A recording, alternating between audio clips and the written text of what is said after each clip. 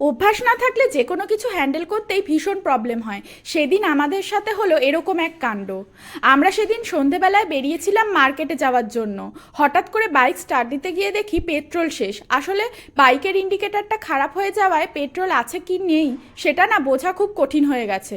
তার জন্য আমরা ফ্ল্যাটের অন্য একজনের স্কুটি নিয়ে বেরিয়ে পড়লাম মার্কেটে।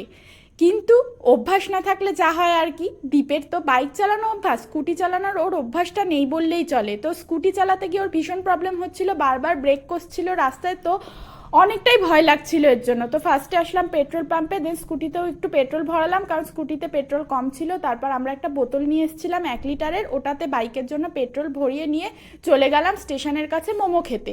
মোমো খেয়ে চলে আসলাম আলু কিনতে। আর তারপর বাড়ি আসার সময় দেখি একটা বেকারির দোকান উদ্বোধন হচ্ছিল। তো আমরা ওই দোকানে ঢুকে একটা পেস্ট্রি খেয়ে চলে আসলাম বাড়ি। দেন বাইকে পেট্রোলটা ভরিয়ে নিলাম। চলো টাটা।